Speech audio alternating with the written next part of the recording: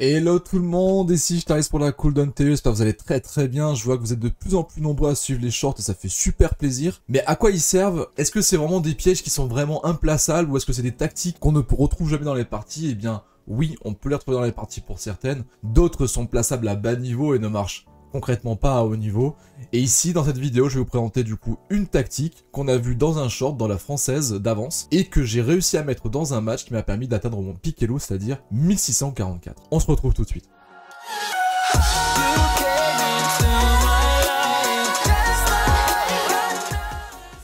Alors cette partie m'opposait à Bokat Sergei, un joueur qui est ukrainien de 1602 ou russe, je sais pas, l'un des deux parce que les drapeaux ne sont plus visibles sur chess.com. On a joué du coup dans une française d'avance, c'est-à-dire E4, E6, cavalier F3, D5. Donc là ça ressemble plutôt à une variante du cavalier en fait dans la française, et après normalement c'est échange, et on retombe dans la française d'échange. Le souci c'est que il m'a joué E5 ici, et on retombe du coup dans la française d'avance en transposant normalement avec C3. Mais comme vous l'avez vu, j'étais un petit peu loin, il m'a plutôt joué fou B5 qui vient du coup clouer mon cavalier. C'est pas débile en soi, c'est-à-dire que ici le but du jeu dans la française d'avance c'est de jouer pour la case D4. Ici on a un défenseur contre deux attaquants, et le but du jeu c'est de remettre un pion afin de venir défendre et de conserver cette structure de pion pour les blancs. Ici, il m'a joué fou B4, donc au lieu de rajouter un défenseur sur D4, il a préféré me supprimer un attaquant.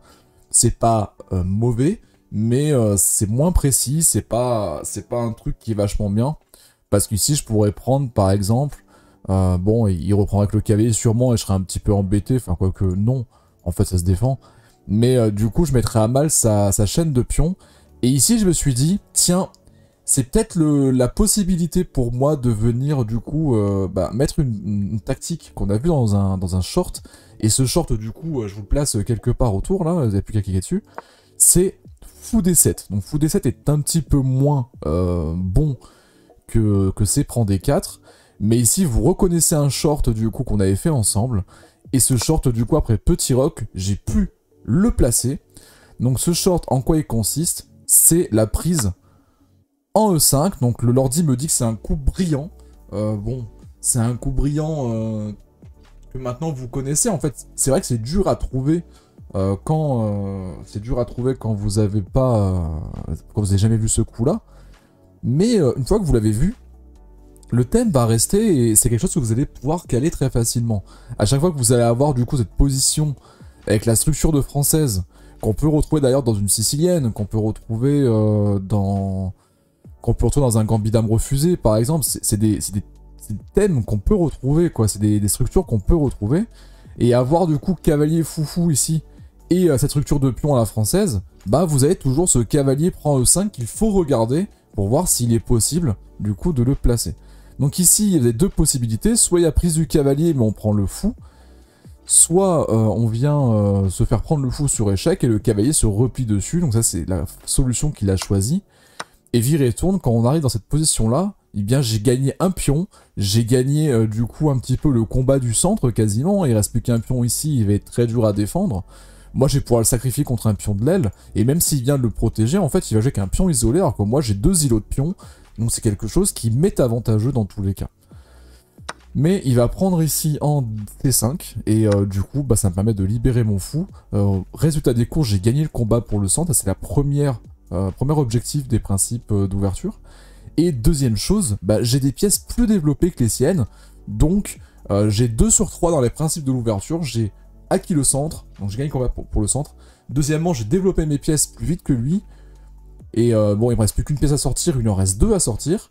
Par contre, il a mis son roi à l'abri avant moi, et ça c'est le principe que je vais essayer de résoudre le plus vite possible. Donc là, il met sa tour sur une colonne semi-ouverte, ça sert pas à grand chose, mais elle est toujours mieux qu'en F1.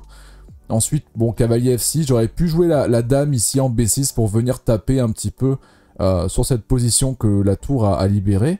Mais bon, je sentais pas, je voulais plutôt mettre mon roi à l'abri, rester très pédagogique. Donc ici, le clouage du cavalier qui n'a pas vraiment d'effet, je mets mon roi à l'abri, donc tout va bien. Ici, cavalier E5, donc là, apparemment, le meilleur coup de l'ordi, c'était de prendre en E5, mais le problème de la prise en E5... c'est qu'après on a quand même du coup la tour qui prend, Et je vois pas trop ce qu'on peut faire à part, ouais, peut-être... Bah non, fou des 5 ça marche pas parce qu'il y a la dame. Enfin bref, je comprends pas trop l'intérêt, en tout cas, voilà. L'intérêt à court terme, je le voyais pas, donc j'ai préféré moi jouer une ligne qui était dame B6, qui est moins précis apparemment. Mais dame B6 a une idée qui est mieux, c'est que de 1, je me lâche du clouage du fou. En fait, ce clouage est assez chiant.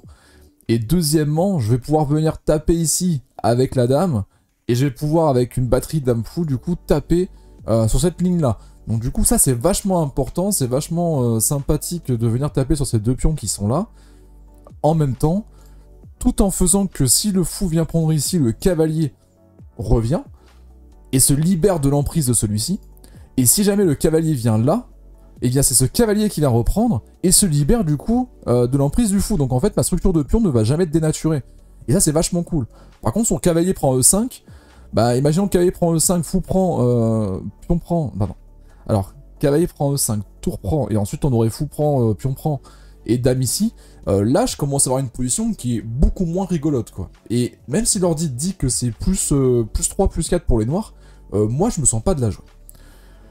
On arrive ici, donc là, ça perd un cavalier, mais ça je l'ai vu immédiatement grâce à la tactique qui est ici. Donc fou prend, tour prend, cavalier prend, tour prend. Et en fait, ce coup-là est mauvais parce que si la tour prend, et bien ici, vous avez la dame qui vient faire la fourchette sur les deux tours et je gagne la qualité. Je suis déjà à plus 2, donc là je vais finir avec une tour sèche de plus, ça va me faire plus 7. C'est pas la peine, mon adversaire a abandonné immédiatement. Et ça m'a permis du coup de vous faire voir que l'utilisation de mes shorts vous permet de gagner des parties ou de prendre l'avantage dans l'ouverture et d'avoir un jeu qui est beaucoup plus posé, beaucoup plus avantageux pour les perspectives d'un mid-game ou d'une finale à jouer. Voilà, je vous remercie tous d'avoir suivi cette vidéo et je vous dis à plus sur la Cooldown TV.